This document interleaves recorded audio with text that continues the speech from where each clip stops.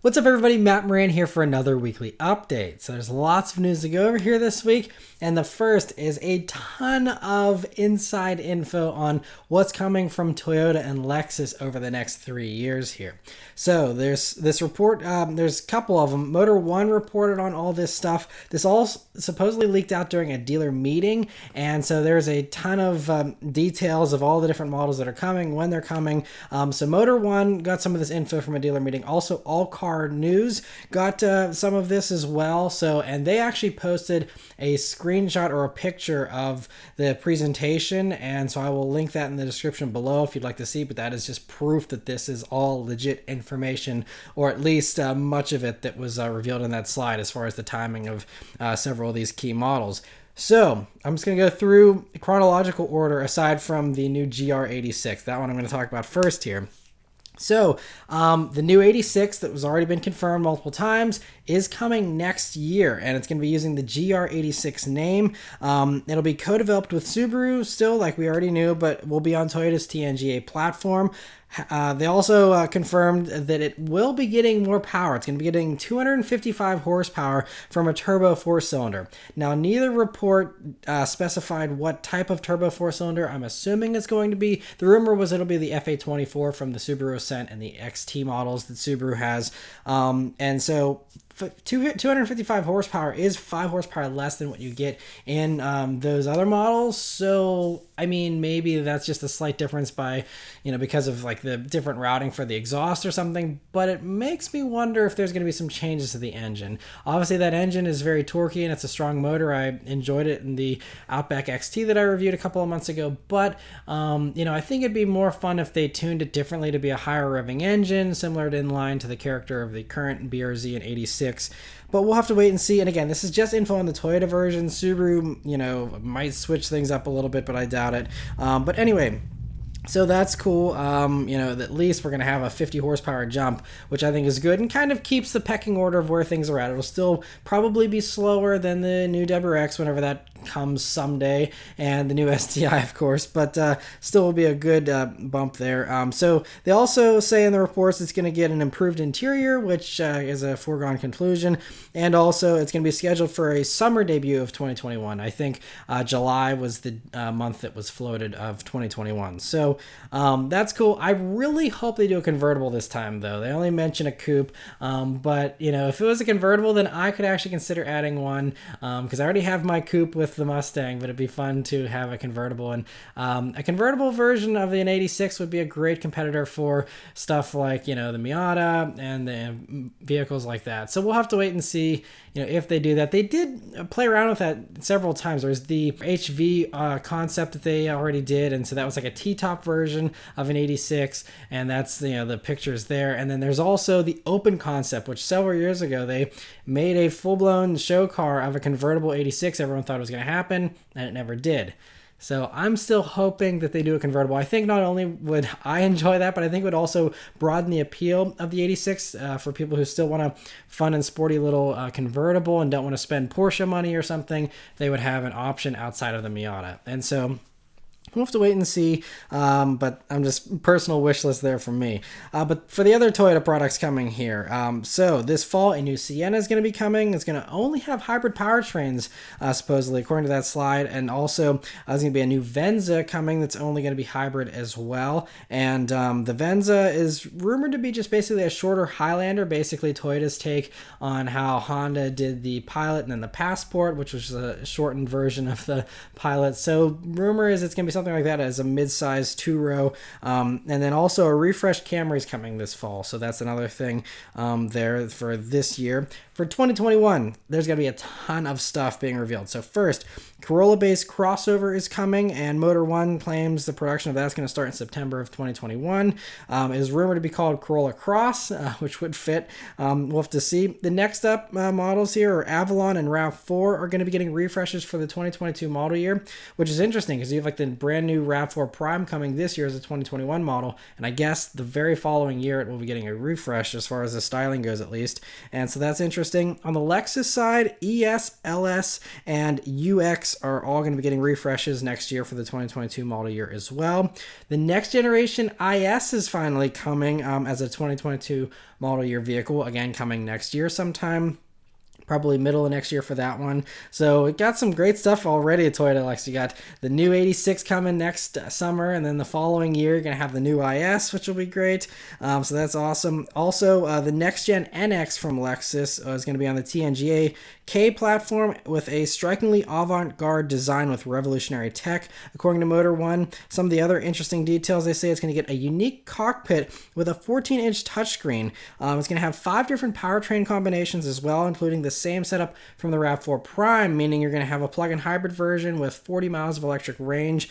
They didn't specify the horsepower, but in the RAV4 Prime it has 302 horsepower. I'm guessing it'll do at least that much here in this NX, and so that sounds very promising as well. So if you like the RAV4 Prime and that idea of a plug-in hybrid performance SUV, but you want something a little more luxurious, Lexus will soon have the suggestion here to get one of these instead. So that's interesting. One little bit of sad news is the GS is going to be discontinued in 2021 next year. All Car News claims that a Lexus version of the Toyota Maran will be replacing the GS, and that'll be the replacement for the GS technically, but really Lexus is just looking at the ES as being the replacement. It already is. People are buying ESs instead of the GS, of course, because the GS is old and dated, and they didn't do a new one. And so the brand new ES, of course, is going to be more appealing to people, but also people in that class generally don't care about driving dynamics as much, so having a front-wheel drive based model works just fine, I think, for most Lexus buyers. So GS is going away, sadly, and being replaced with a hydrogen vehicle, so that'll be interesting.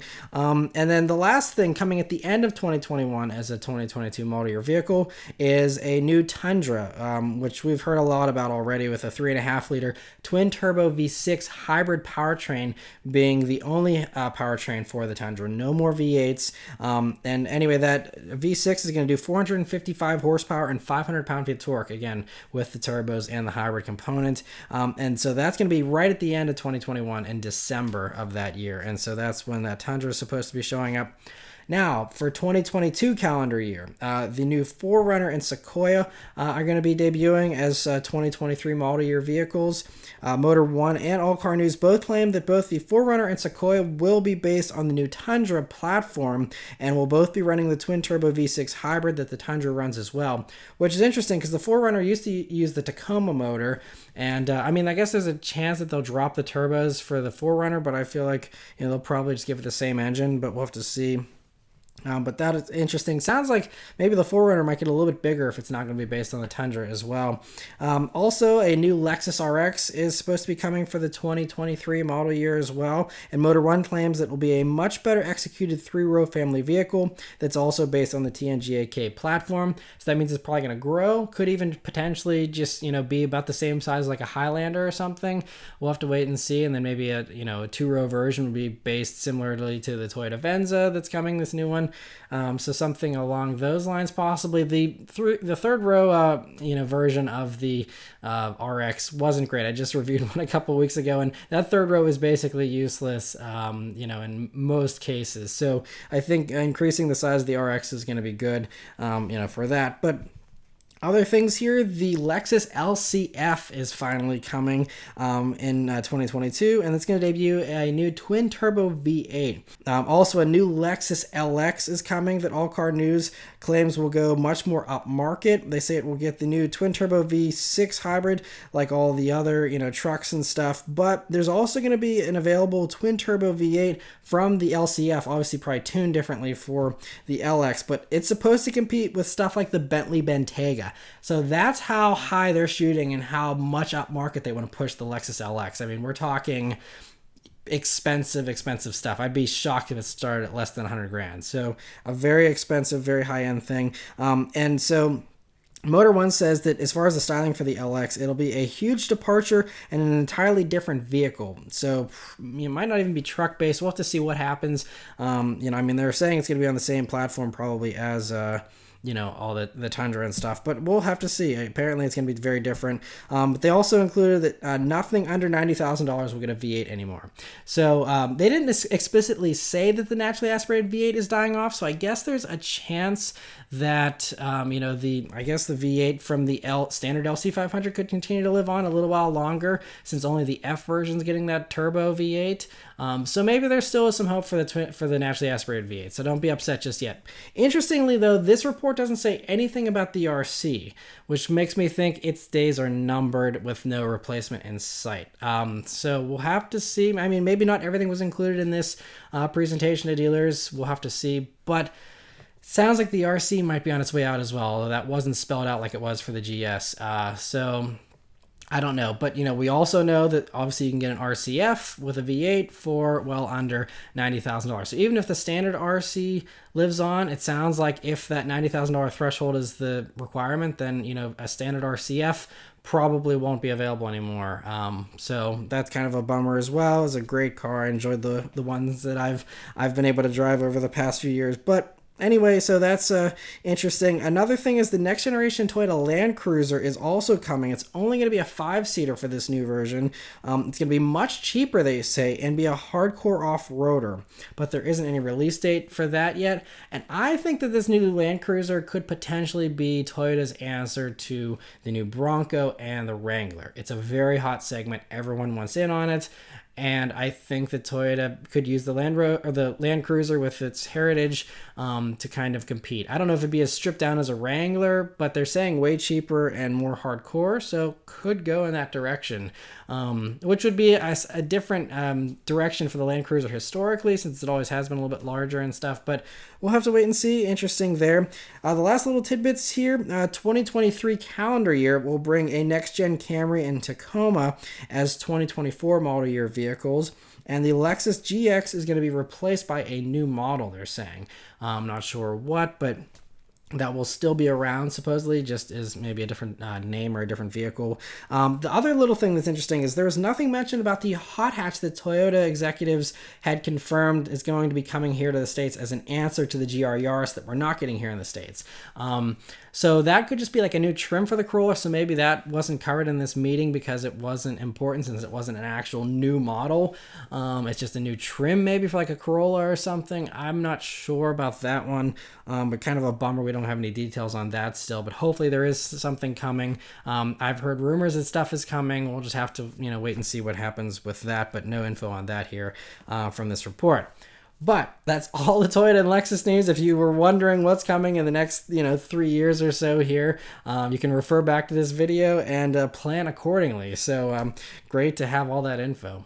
And for another exciting sports car development, a small development, but something, and that is Nissan Z news here. They finally gave us a little morsel to be excited about here. Motor Trend, actually, thanks to them, we have this new morsel. They found a Canadian trademark filing for a new Z logo that's very retro, but different than past Z logos before. So the retro logo, would fit in with the previous reports where they were saying it's going to have a front end that has styling reminiscent of the 240Z and back end styling reminiscent of the 300ZX.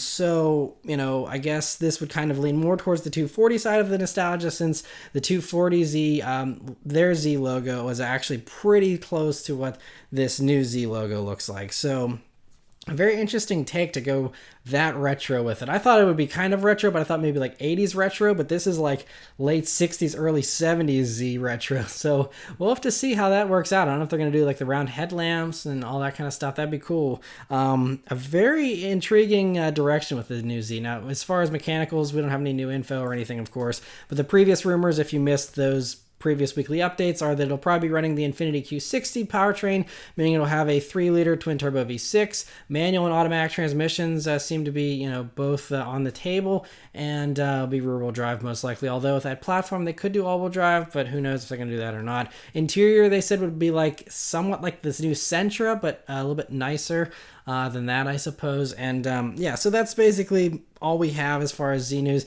The rumors, apparently Autoblog's claiming this is still a 1.5 or 2 years away.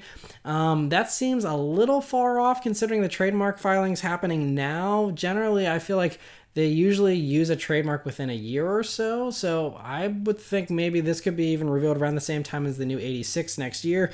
But that's just a total guess on my part. Hopefully it comes sooner than a year and a half or 2 years. We'll have to wait and see. Another sports car thing. There's a couple of changes to the Camaro for 2021. There's just minor changes, but GM Authority found them thanks to the 2021 order guide. And so the biggest news here is that the 1LE package for the Camaro is now going to be available with the 10-speed automatic as well as the 6-speed manual. Previously, the 1LE track package was only for the manuals, and now you can get it on an automatic, which is great. And it makes sense considering, you can get a performance pack level 2 Mustang with its, automatic if you'd like. And so I think that makes a lot of sense to offer that. Apple CarPlay and Android Auto are now going to be wireless versions of Apple CarPlay and Android Auto as standard now for all Camaros for 2021. The stripped LT1 V8 model can now be optioned with the RS or Redline appearance packages as well. They give them a little bit of a nicer look than just the stripped out look that the 2020 LT1 V8s had. The shock and steel package is now deleted, and Rally Green and Garnet Red are both discontinued colors as well, but there is a new Wild Cherry tint coat that's going to be available to replace that Garnet Red. Also, GM Authority mentioned, what's the future for the Camaro going to be like? And this is another one that we don't really know. Obviously, sales are not good for the Camaro. It's now, selling worse than the Challenger and the Mustang by a good margin. And so, the rumors are that it'll probably just turn into an electric vehicle if it lives on at all. And actually, this is something I missed, but at Chevy's EV Day or GM's EV Day that they had a couple of weeks back, and I covered that. You can go watch that video. But one thing that wasn't explicitly covered in all the reports, but supposedly there was a little quick teaser video. And in the teaser video, they showed, what the electric platform, all the body styles you can use with the electric platform is kind of like a skateboard, kind of a Lego setup where you can just pop different bodies on. One of the bodies that was popped on was a Camaro style coupe.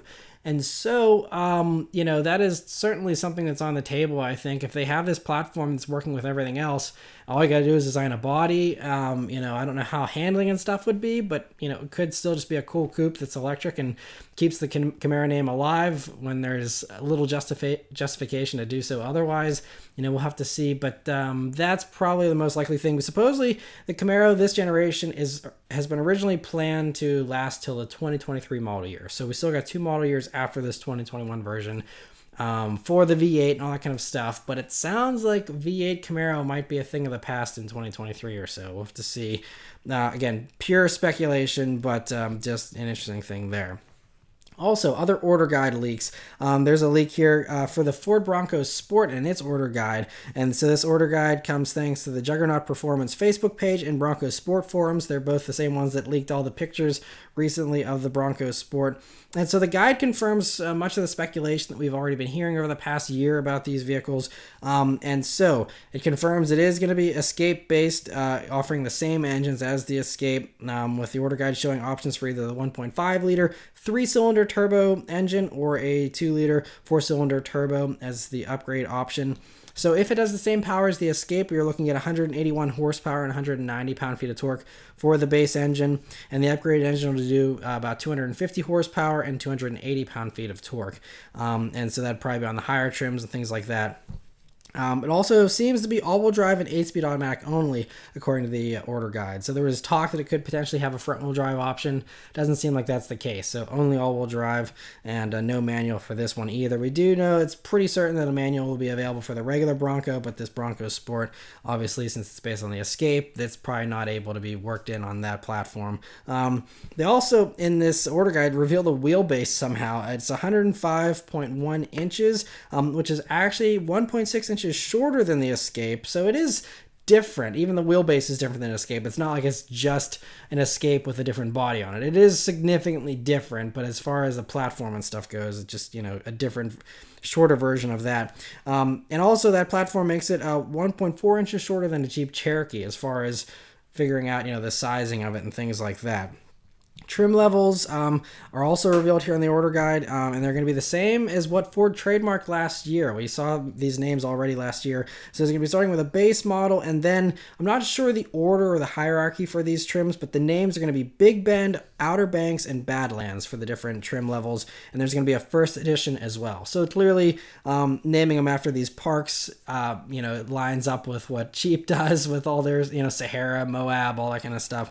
Same kind of thing here. They're following very close to Jeep as far as every step they make here for these Broncos and Bronco Sports. So I can't blame them. Jeep's killing it right now. So, if you can't beat them, join them. So there's also going to be a first edition as well. And so obviously that's just for this first model year, I'm sure.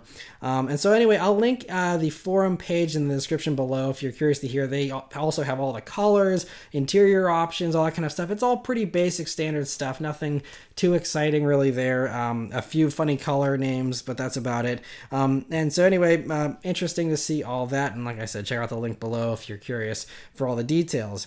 Aston Martin this week has revealed their all-new 3-liter twin-turbo V6 that they're going to be using, and their CEO revealed recently that it's going to be replacing the AMG V8 since AMG is getting rid of their V8. And so Aston Martin needs to come up with an engine on their own to fill in the gap. So this twin-turbo V6 is going to be hybridized, so it will do more power than the AMG V8 currently, but it'll be used in the DBX, the Vantage, the DB11, all the models that currently have that V8. And so anyway, there's a quick little dyno run of the engine that they did, and I'll link it in a card above, and you can listen to that if you want to hear just a few seconds of how that engine sounds at full bore. It sounds very promising so far, and so can't wait to hear more from that. Lamborghini also previewed a good sounding engine, the new V12 in their upcoming Lamborghini Squadra Corse limited production track car.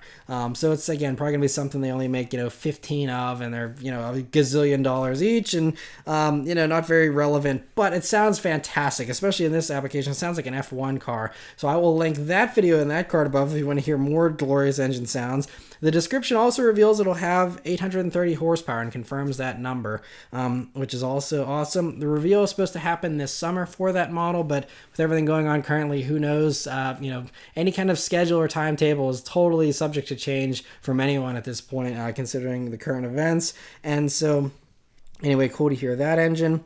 A few weeks ago, Audi showed the new A3 Sportback for Europe, and I covered that in a previous update. But this week, Car and Driver has a new report out of claiming the sedan version will actually be coming pretty soon here to the States, because of course we don't get the hatchback because Americans don't understand hatchbacks as a whole. Obviously, many enthusiasts love them, but the general buying public just does not get it. And so anyway, so they're going to be, doing a sedan version here in the States, and Car and Driver claims it's going to be arriving by the end of this year as a 2021 model vehicle. So it'll be coming very quickly. They also say we should continue to get the S3 and the RS3 here in the States, which is wonderful news. And the A3 Sportback e-tron should also come this way at some point as well. And it's supposed to get a nice horsepower bump here too for all models, with a report here saying that in the US, the new base engine is going to be a 2-liter turbo 4, but it'll do 240 horsepower. The current base A3 right now does 184 horsepower. So, we're talking